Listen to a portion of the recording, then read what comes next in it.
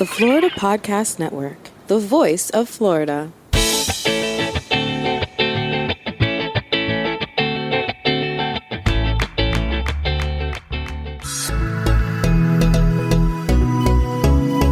On TECHxploration, your trusted tour guides, Craig and David, will explore every corner of Florida for the latest tech and innovations emerging within our communities as an inside look ahead at Florida's future.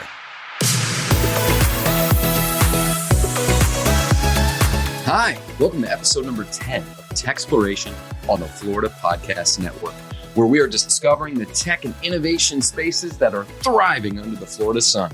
I'm one of your hosts, Craig. And I'm David, and we're from Clarity Creative Group, an Orlando-based digital marketing agency. Let's go. On today's episode, we're talking about the latest in cell phone technology. Then Dr. John Wensveen joins us to discuss the new Levan Center of Innovation at Nova Southeastern University. And we'll end the episode with another tech tip from yours truly. News in the world of cell phone technology. I feel blessed because we've had cell phones since nearly the origin of the device. I didn't have the Zach Morris full one that was like a brick, but I screen. Right. Yeah. But we were there from the Nokia brick all the way to now. We saw when cameras got added, and Motorola is somehow crunching a 200 megapixel camera into a smartphone. Used to be 1 megapixel was a big deal. 2.5 might have been crazy. How do they do this? How are they getting 200 megapixels into a camera? And I guess maybe let's back it up, because I think the listeners might know that you're the real tech wizard. What is the difference in megapixels to begin with? Well, so megapixels can be really helpful for large format printing or other things that you might be using your video or pictures for. I say videos because this one allows you to do 8K, right? And there's probably not even a device right now that could show that. That's like, I think that's even higher quality than movie theater screens at this point. So many Ks. So in terms of what you could do and project and be able to have, but it's just the quality, the amount of pixels within a space. And it's all about the resolution, the clarity, right? How sharp that image is. Think of like TV from 16 years ago when HD was just kind of percolating and getting going. It still was like very similar to what was going on a standard TV. But where we are now, right, where things, it looks like I'd almost prefer watching sports sometimes at home than being there. You're seeing more. Motorola has hinted that this 200 megapixel smartphone camera should be out by this summer, which is mind blowing. Is there any other phone that's on this level with it? No, there's been a couple, like the Pixel has a really good phone and everything like that. But this just takes that to just another level. You're probably not going to buy this phone if you like to text and probably do maybe TikToks at this point, but it might help with your video on your TikToks and maybe you have a higher quality camera shot that you can get from it. However, I think, if you're using your phone for work and, sending messages, this is that like ultra special feature for the... Well, you can see almost the marketing that's coming, right? How iPhone switched from really phone usage to their latest commercials literally show you how to shoot a movie with the dang thing. Right. Motorola is taking, they're throwing down the gauntlet, right? They've been out of the game. We all remember the Razor, and they're actually using this in a lead up to what is commonly believed to be what's the Razor 3, which we even touched on, I think, very briefly in a previous conversation on a past episode about foldable screens, because that is the same phone. So now they're making a foldable screen with a camera that's going to do a resolution that's never been seen before. The 8K videos is just absurd. And what's always fun about this, though, is when one person levels it up, the other companies almost have to at this point. I even heard a rumor, this isn't necessarily our tech headline, but I'm throwing it out there. There's even now a rumor that Apple in like 3-4 months from now is going to do their little keynote, right, when they announce thing, that they're going to like take their selfie camera, right, that's on the front of your screen, and they're like 2 to 3 times the resolution. They haven't really played too much with it, and they said it's going to like double their cost. And so they're trying to figure out, is that going to increase our price that you pay for a phone? But it's like, you could already see Motorola's up in that game. Now Apple's going, well, we got to do something. We can't just have the same little 2.5 megapixel selfie camera anymore. You need so much more. And that's what's so cool about all things technology, but especially what's in our pocket. These companies are fighting to give us the next one. Oh, this is a fun one. David and I are so excited to introduce you to Dr. John Wensveen, the Chief Innovation Officer and Executive Director of the Alan B. Levan NSU Broward Center of Innovation. I know that sounded like a mouthful, but we are going to dive in because, as you can tell from the excitement in my voice, this facility is on the cutting edge of what is coming for business development in South Florida and maybe even beyond. Dr. John Wensveen, how are you? I am great. It is so wonderful to be with you, Craig and David, today, and looking forward to our conversation. Couldn't be more excited. Well, I mean, there's mutual excitement. I know you can tell. We want to dive right in. Now, giving a broad overview from what we can tell, and obviously you are the expert. This is your brainchild that we saw come from construction all the way to where it is now. So give us, I think, like the 30,000 foot view of the Innovation Center and where kind of things started. Because I know grand opening was a couple months ago, but I think the official launch was April, right? Correct. April 27th was the official ceremony, if you will. So how did this come together? What was the impetus for building something, I think, that really serves technology, business development, and really just moves forward where small to mid-sized businesses can get, it really seems like a huge boost. And kind of how did that come together? So picture the world's first theme park that supports an entrepreneur from birth of an idea right through successful exit of a company or global expansion. That's exactly what we've built in a 54,000 square foot facility that was designed and constructed just to be that theme park. So going back to your question about how all this came to being, prior to me entering this role about 2.5 years ago, it really dates back almost 4 years ago, where the community of Broward County, in which Fort Lauderdale resides, had a very detailed conversation about how do we rebrand what Broward County is. And traditionally it's sunshine, cruise ships, and beaches, which we're always going to be known for, and that will just continue forevermore. But also, how do we see ourselves in the world of technology, recognizing that there's new industries, there's scaling industries, and there's a huge gap in terms of a talent skills pipeline that produces employees that industry demands. That's a huge issue, not just here in greater Fort Lauderdale, but throughout the country and the world. And basically what happened is Nova Southeastern University, which is the largest private university in the state of Florida, got together with a philanthropist named Alan Levan, who's a very successful entrepreneur in his own right, and then Broward County, the commissioners, the mayor at the time, and said, what if we were to create some kind of a public-private partnership in which we co-invest together to create a new economic development engine that essentially was focused on skills development so that we could support industry as it began to grow? That was the original vision, very much focused on Broward County. When I got on board and I saw the blank sheet, if you will, it was literally a cement box that had never been built on. Right. And they said, what do you see here? I said, well, I see your vision, but I see it on steroids. Let's not talk about Fort Lauderdale, Broward County. Let's talk about South Florida as a single region.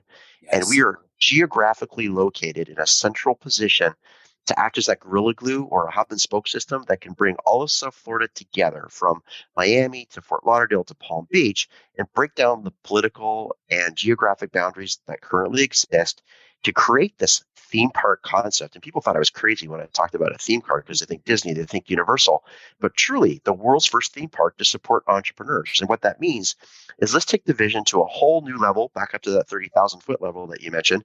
And if we could create a giant collision station that forced entrepreneurs for the very first time to collide with academia, industry, government, funders, professional and social networks, wraparound service providers, and a whole list of others that continue to develop, what would that look like? How do you build that under one roof? And then how do you connect that virtually to the entire world so that such an innovation center that supports that founder's journey through all the different stages of the life cycle had not just local impact, but regional, national, and international? And even to this day, I get questions all the time. How could you even possibly do that? So a part of this model, we talk about globalization, is I'm out there with our team negotiating opportunities with innovative countries from around the world to express how important this is. And that if you build a country desk in this center, your country is now present here in South Florida. And now you have access to the entire Florida market, the Southeast region of the United States, the Latin American, Caribbean markets, as an example. And we can import and export ideas, entrepreneurs, investment funds, and customers, etc. So that's exactly what we've built. That's the high level view of it. And obviously you can tell I'm pretty energetic and excited about it, but I've been living and breathing this for 2.5 years because I truly think that we're changing the world. And eventually, if we can prove that this model is wildly successful, we'll replicate the same model in other countries around the world with these public-private partnerships, just like we've created here in South Florida, and then essentially build one innovation center for the entire world, knowing that there are satellite facilities that are all connected through this facility on a global basis. Which is amazing. And I really think the foundation is set for that from what we can see. I mean, we're excited to get down there. Even we're centered in Orlando specifically. So it just seems like an absolute trip we have to make. Are you able to share with us some of the partners that you're working with that helped bring this to life or are a part of this like cultivation of growth?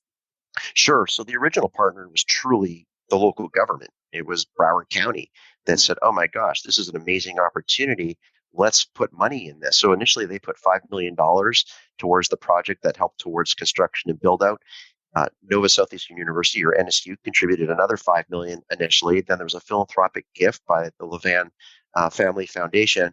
And then there were additional funds that were secured. And right now we're a $15 million investment and continue to grow. And we've had some success in the last 6 months securing some significant federal funding.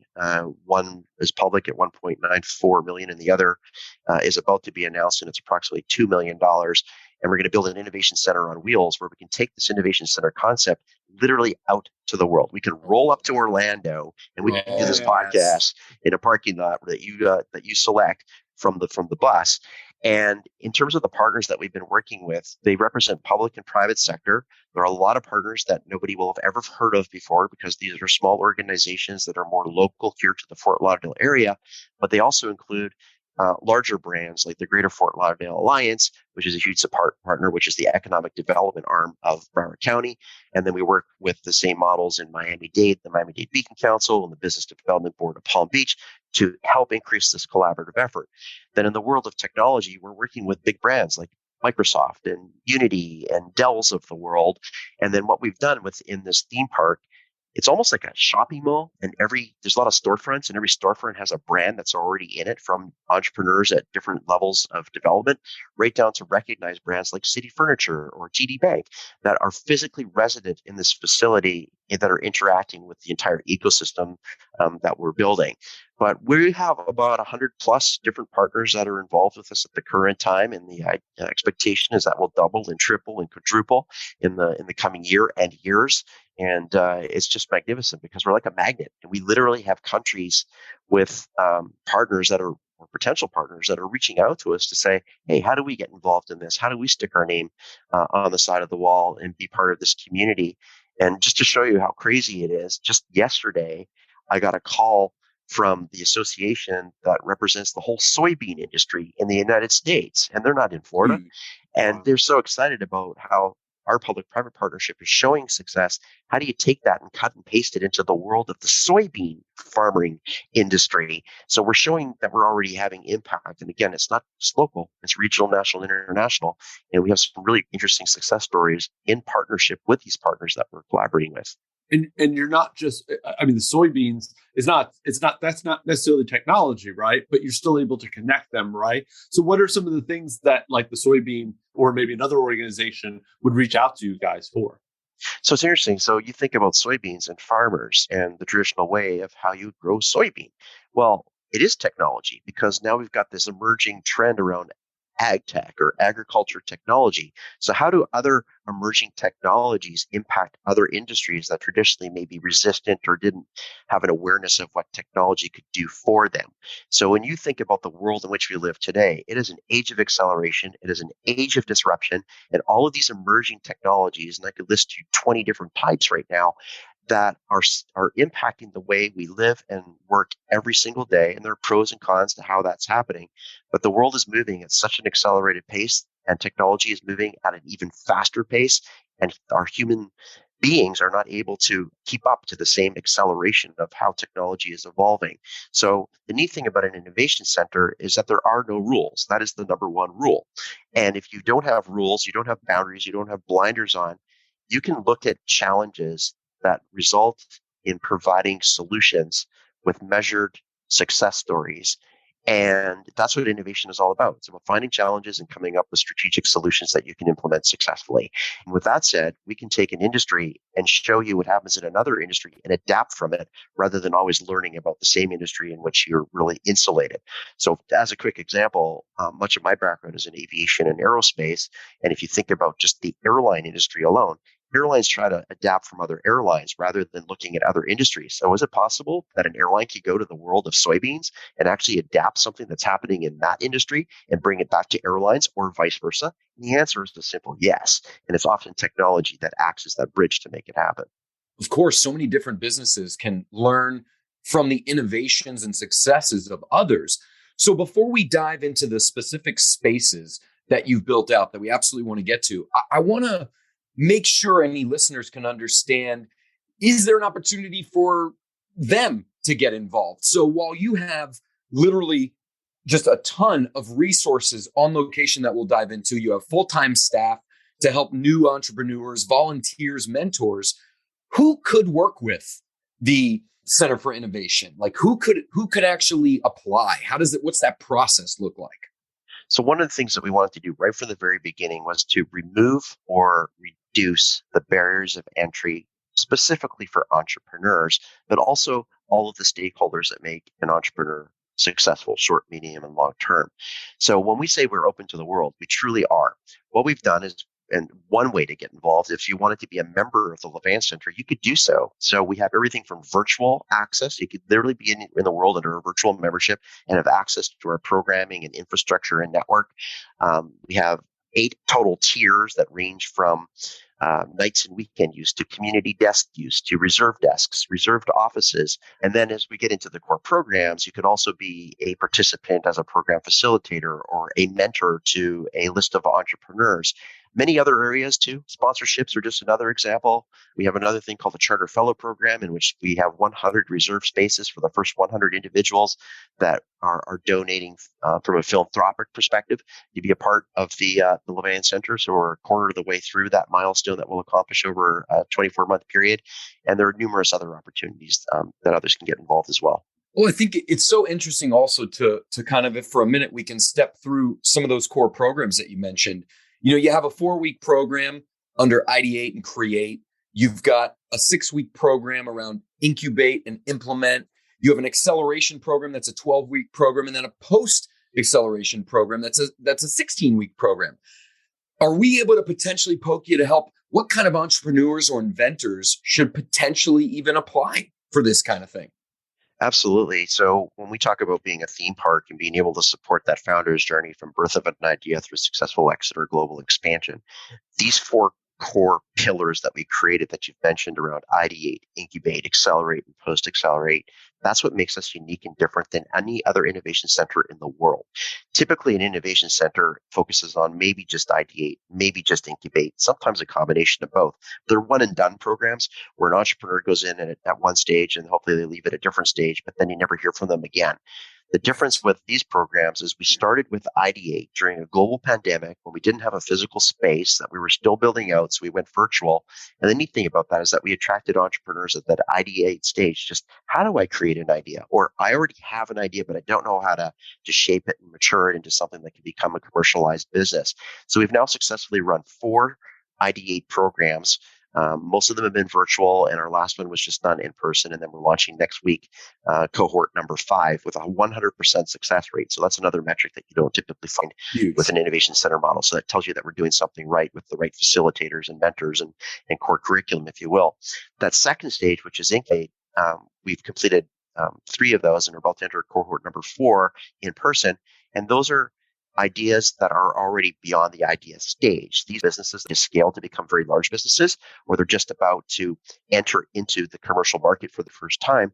And what we do is we help support them to get them to that next level by shaping their business plans, their marketing, their branding, their strategy, access to potential funding, and then again, mentorship being really the root of all of this, and even identifying customers in that area. Then when we get to the third phase, which is Accelerate, that's actually launching this fall. And this is the third stage of our baseball diamond. So it's base number 3. And then the Right. Post Accelerate program, which is really focused on merger, acquisition, IPO, international expansion opportunities, that will launch in the fall of 2023. And we're just building all of that curriculum up right now in the network that makes that happen.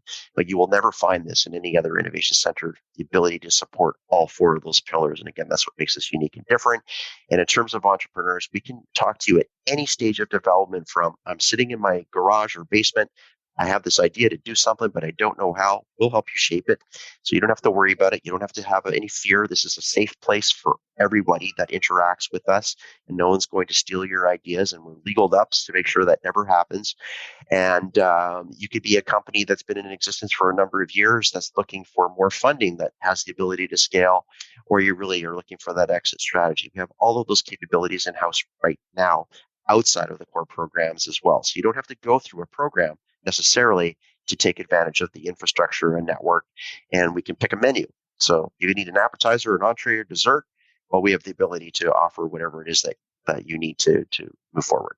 Which is incredible. I want to hone in on something you said, because it speaks to the, if I can say it, the humanity of some of the inventor, founder, entrepreneur journey. There's fear, right? Someone might have a great idea, or they've even built something out in the early stages. They're nervous of taking it to anywhere. They're nervous of people stealing their ideas. And I think part of this is that everyone's always like, they might not have another idea. Whereas you're coming from the other side of things, where not only are you looking to foster those small ideas, are you taking in literally like any application from anyone, and then they come in, and like, what's that process look like? Of like, you're getting applications through the website of people that want to come in. Do they all get a chance to run through certain steps to see if they're a good fit, or they're welcomed in? What does that look like to get them past that fear stage? Mm-hmm. So we welcome everyone. So when I say it's a safe zone, it truly is. You are protected here, either as the entrepreneur or a wraparound service provider or an investor or a coach, mentor, program facilitator, etc. And there are different things that we do to protect everybody, from your intellectual property to your technology transfer process. And the answer is yes and no to your question and questions. So if you're interested in participating in the Innovation Center, there's a home for everybody, and we will figure out how to place you where it's most relevant. In terms of the core programs, there is a pretty competitive application process in which you do something, fill out online, and then we have an external program assessment review committee. These are active entrepreneurs, been there, done it, still fresh in the scene. They know what to look for and not look for. And then what we do is we accept a certain number into each cohort. And what we want to do, instead of putting a lot of entrepreneurs under one header, we limit the cohort size to a maximum of 8 in most cases, and find that there are more applicants than there are 8 seats. Then what we'll do is we'll add another section so that we always make it intimate. And then you get to learn from those other entrepreneurs that they're at the same stage of your journey. And what's interesting about entrepreneurs is, in most cases, they don't really know where they are at. They may think that they need X, Y, and Z, when in reality, they need A, B, and C. So we have capabilities. They need the guidance, and they usually think they're more successful than they really are. And one of the things that you first learn as an entrepreneur, especially at early stages, is that success is going to be based on your failures, and you have to fail, and you have to also acknowledge and learn your failure. And if you don't, then you're not going to be successful. So what we do is really have that face-to-face, heart-to-heart talk to say, okay, we're going to shoot holes through your concept and you and your leadership team that you're forming, and we're going to say, this is in reality where you are. Here's where you can get to, and here's how we're going to make it happen. So in some cases, people are behind where they think they should be, and some are further ahead. And then we have a way to be able to place you so that you're in the right environment and being able to be successful as possible. And it's very important for us as the Levan Center to have success stories that come out of this facility or through our connectivity, our network. Because if we don't have success stories, we're not going to be successful. So we're very careful about how you apply and where you get situated, and we grow you into where you need to be. Right. It's not that it's selective for the sake of being selective. It's that you're really curating and putting the round peg in the round hole and the square peg in the square hole, and using the experience not just you and the team has, but what you brought in terms of those resources and those partners.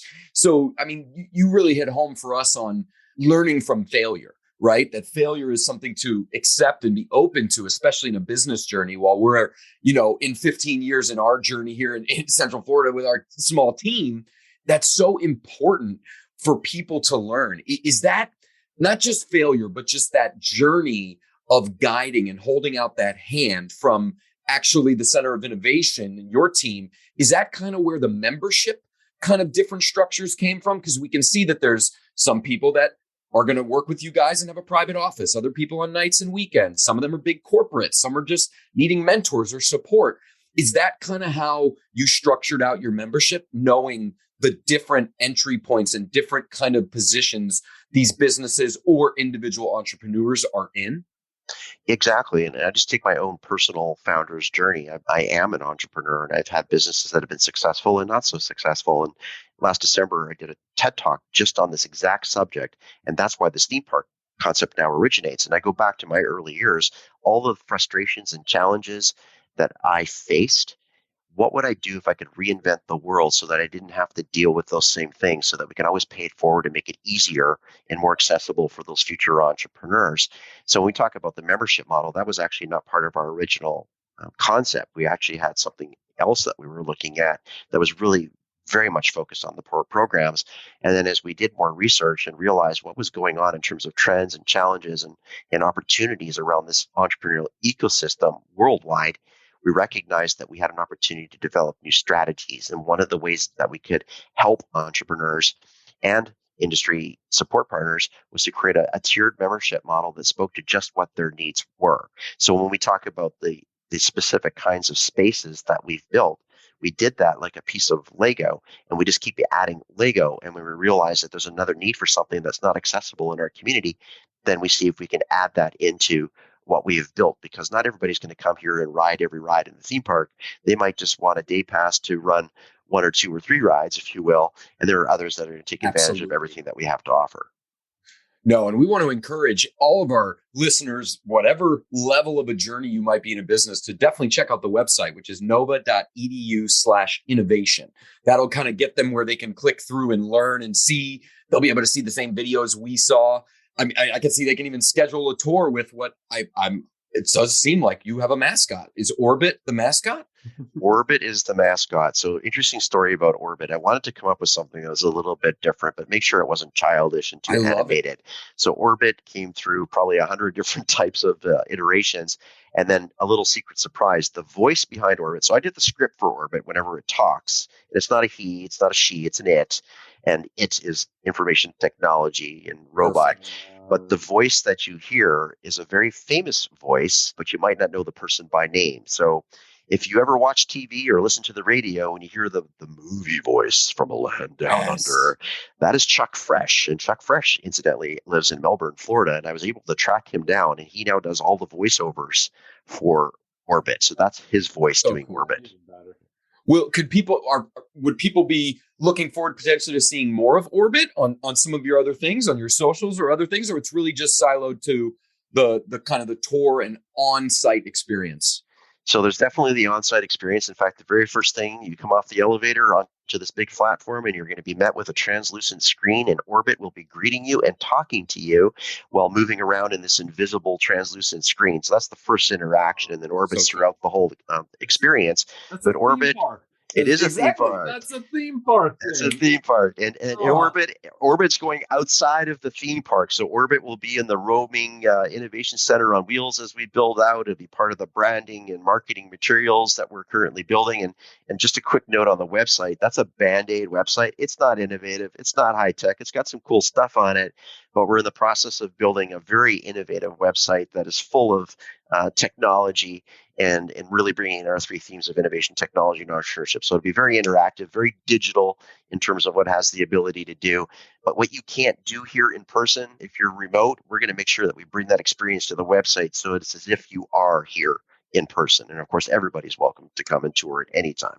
But I think that even speaks to, again, a core initiative of being able to innovate and move forward. Like, so the site exists now in its version and it's moving forward, just like to go from literally concrete and nothing to where you are now and the things that will come as you bring on the remote version or bring on other locations throughout the country. But let's talk, because I know I teased it earlier, let's talk about some of these specific spaces right here at the location now. So if you don't mind, I'll want to poke on each one because it looks so cool, not just from the video. And again, that's why I wanted people to be able to hit the website so they could see this thing because it's exciting, but maybe being able to get, again, you founder, creator, kind of origin of it.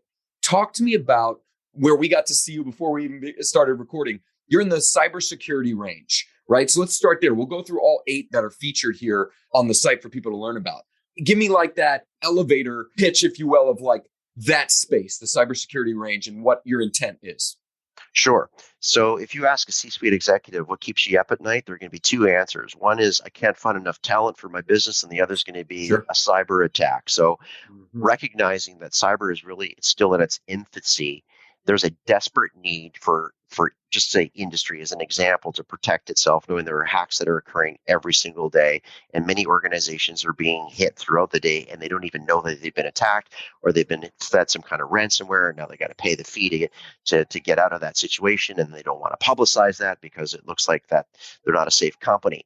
So with that said, what I wanted to do was look at the Southeast region of the United States truly as a region and see what do we have in terms of cyber security infrastructure that could act as a training range. It's the same thing as a gun range. If you picture a gun range and you pull a weapon and you've got ammunition and you're looking at targets, that's exactly what a cyber range is. So we have the ability now in a military grade, purpose-built 1,200 square foot facility. It's a closed black box, meaning it's secure access.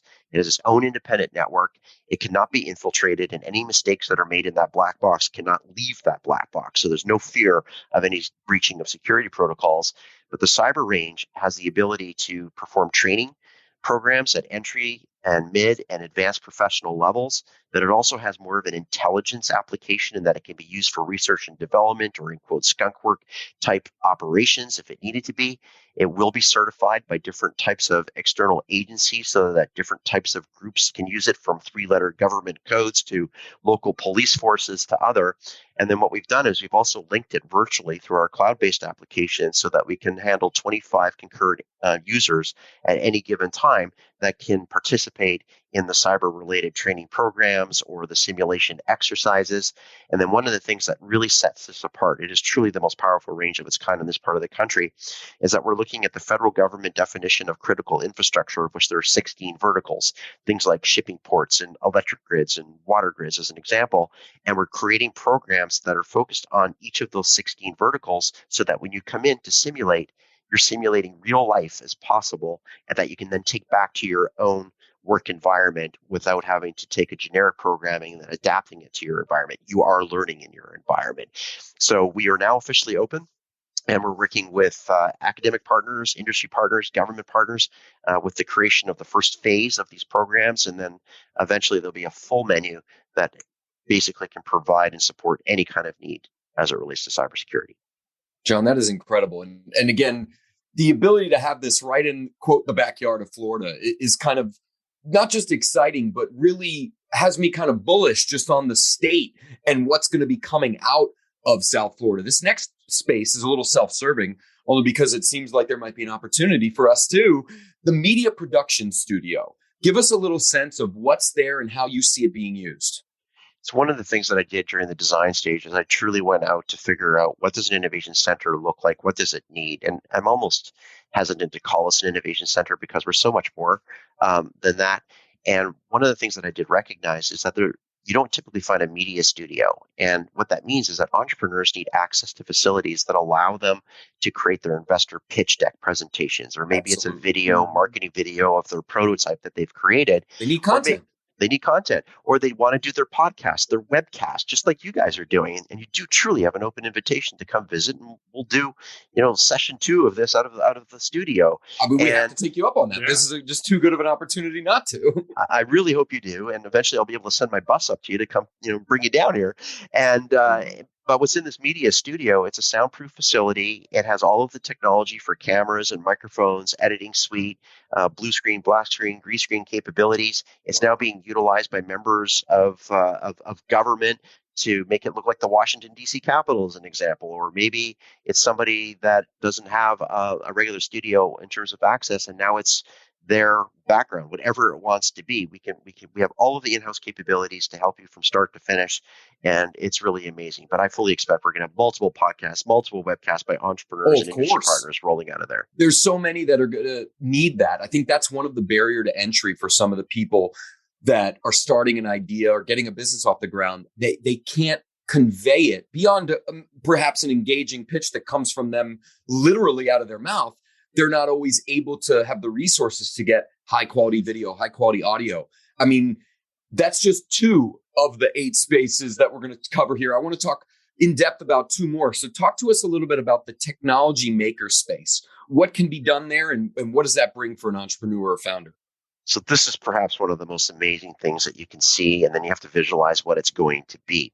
So traditionally, a makerspace is usually a large workshop that has all of the tools of the traditional trades, where you have metalwork and woodwork and a lot of busy, noisy, messy equipment. What we've done is we've created a technology makerspace where we took that concept and shrunk it into a much smaller space, and then we've outfitted it with things like 3D printers, 3D scanners. We have a fleet of robots from large to small. We've got a fleet of drones for inside and outside use. And then we have 3 empty offices right now that are going to be built out this summer and will open this fall. And we're creating an artificial intelligence smart city lab. So you'll be able to go in and design an entire city from the sewer pipe right through all of the infrastructure that's required. And you can test different scenarios from economic to acts of God. Maybe it's a hurricane and what happens in that simulated environment. And then we're building 2 more AI studios in the same space that are more of a generic approach. And then what we've done is we've taken the technology makerspace and we've connected it to a supercomputer. So we have a supercomputer, and then we've got something called the Florida Lambda rail system, which most people will not know what it is, but it's 100 gig per second fiber optic dark cable line. So just it's thick. So the easiest way to explain it is you can shove stuff through this cable line that you can never think about on a conventional. So if you think about a technology makerspace and all the equipment that we're building out, access this 100 gig per second fiber optic system combined with a supercomputer, you can build and design anything that you've ever imagined. It's beyond our own comprehension. Fortune 500 companies don't have that. Even have that types of resources literally in one room. John, it sounds like not just people coming with ideas, which is always going to happen, but the thing is, ideas are going to be created within your space, right? Absolutely. So we built that theme park concept to stimulate ideas. So if you bring people in and they fully understand that it's, again, a safe zone, and that they have creative exploration, and there's no such things as rules, policies, and procedures, we can put you into something called a Huddle Room as an example. And we have 4 of them. And it's like a compression chamber. And you go in there and you're loaded with technology that stimulates your thinking process, and you'll walk out with a $100 million idea. And I say $100 million because it's already been done here with one of our resident members. And the whole purpose here is to make you think differently and then engage you with the network that also thinks differently, and then the next best things come out of it. And a lot of people don't know that a lot of things that we use today come out of innovation center models, like the Kindle as an example. That wasn't invented by some big corporate conglomerate. That was a small group of entrepreneurs that were in an innovation center model that created something where they identified a need, and boom, look where it went. There's numerous examples of things. I didn't know that. That's awesome. That's a device that's like a household device kind of thing. Exactly.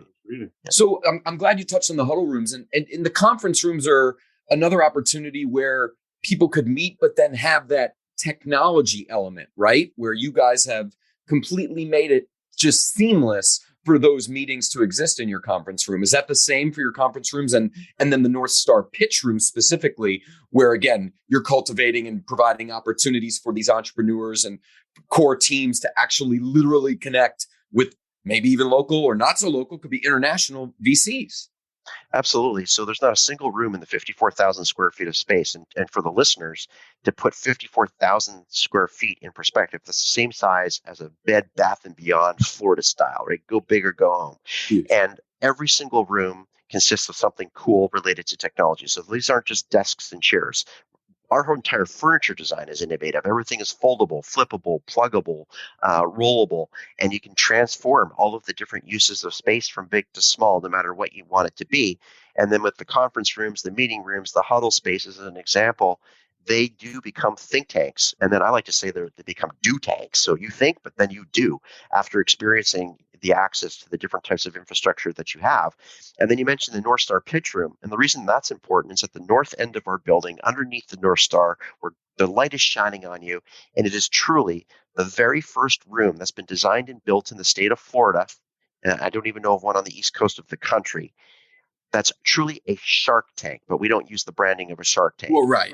But this is where the entrepreneur and the investor meet as part of that journey, and that's where the deals occur. So it's set up with 18 smart screens on a wall. There's an entrepreneur's pitch screen on the other side of the room.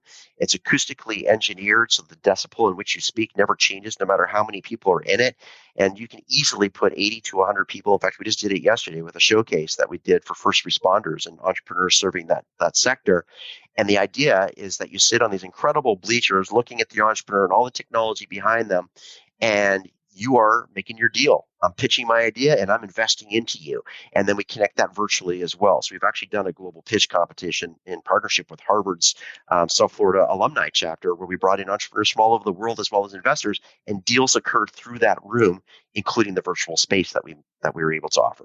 That's got to make you feel some type of positive way, knowing that the vision you put together, literally, not to say the Huddle Room $100 million idea, but also what's going on in the pitch room.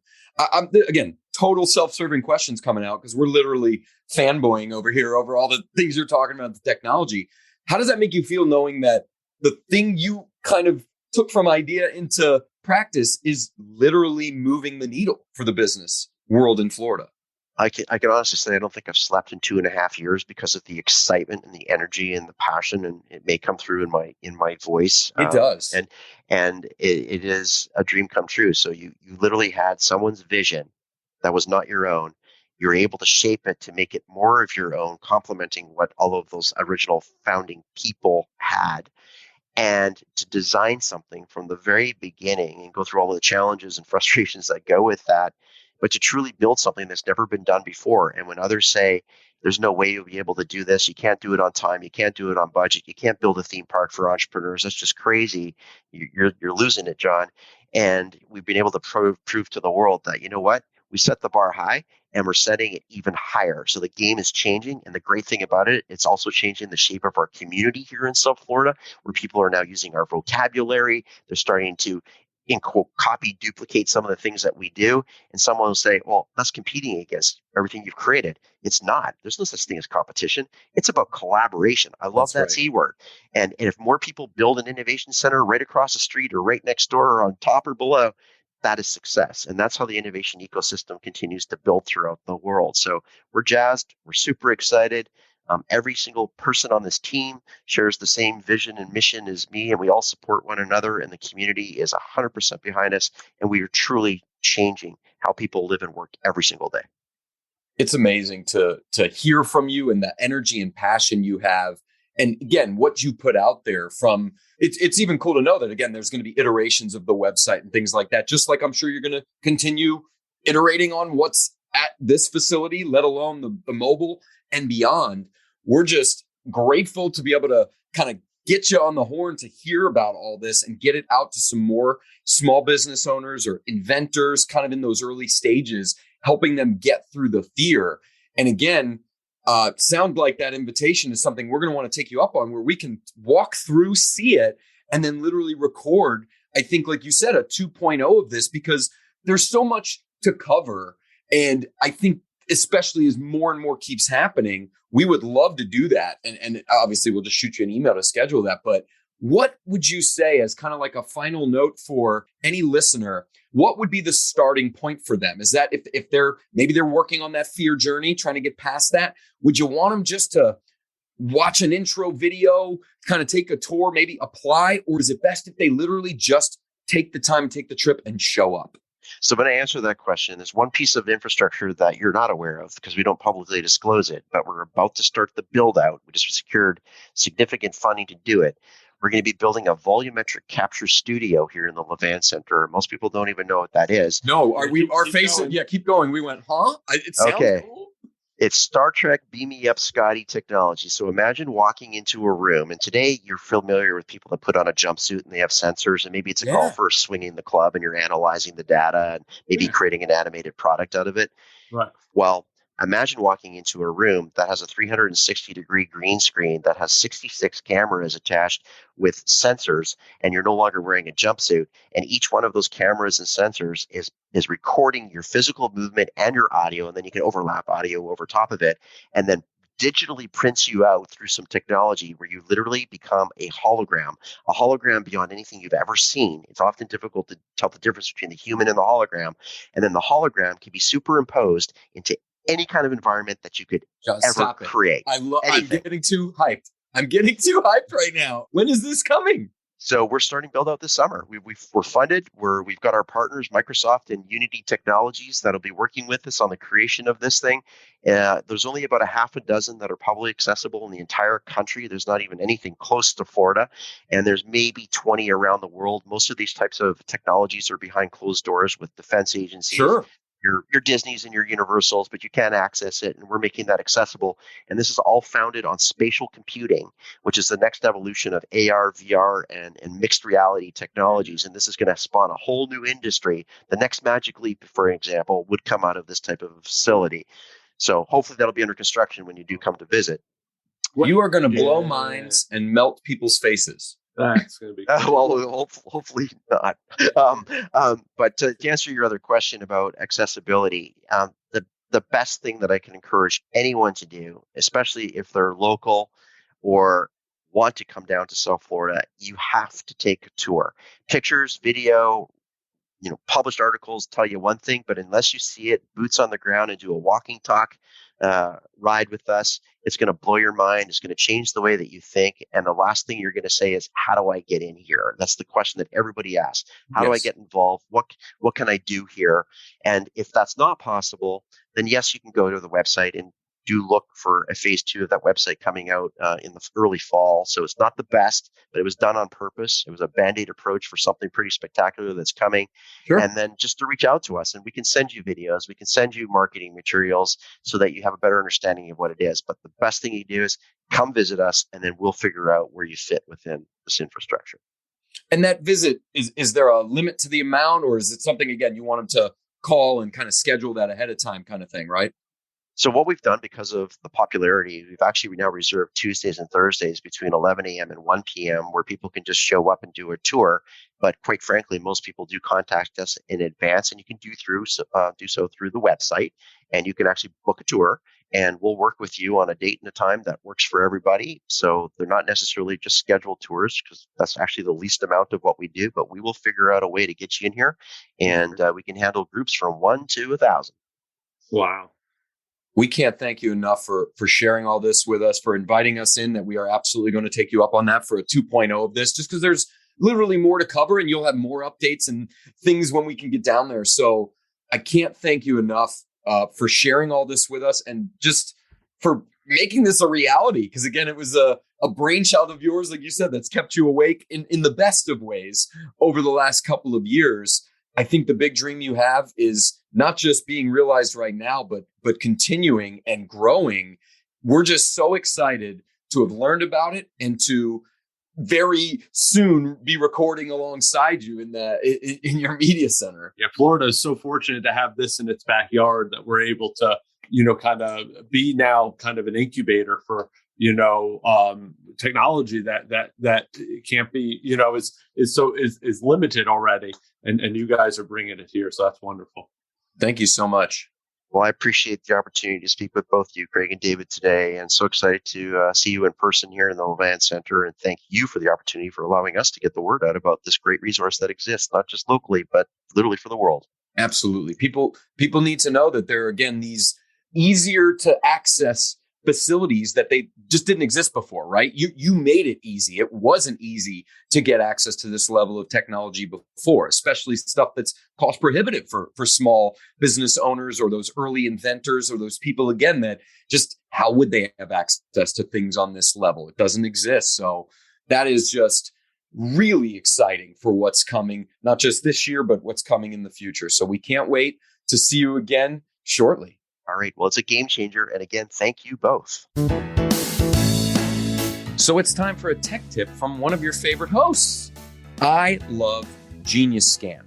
This is an iPhone app, might be good for Android as well, but an app that allows me to literally PDF anything from my phone. I love it. It has way more features than that, but as many of you listeners may know at this point, David's the actual wizard and expert, and I'm just along for the ride. So when he showed me Genius Scan and how I could take literally my notes that I hand wrote on something, hover my phone above it, and then preset it to go to a Google Drive folder, it happened seamlessly. It blew my mind. Fast forward that to my wife asking me to digitize certain things. She's got stuff written that she needs printed. I pull out Genius Scan. I hover over the thing. It literally even like cleans it up for me free. Now they have a paid version. You could obviously pay them a couple bucks and get other features, but I would absolutely recommend Genius Scan in the App Store to anybody that wants to streamline getting documents or drawings or anything from in real life to digital.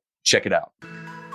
For details and show notes about today's show, go to floridapodcastnetwork.com. And we want our community of Florida enthusiasts to grow. Join our superfans, the FPN Insiders, on Facebook, Clubhouse, and Good Pods.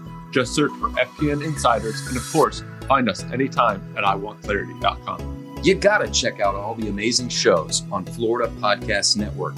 You can find them at floridapodcastnetwork.com. And you got us saying, hey, yo, we're never tired of using technology.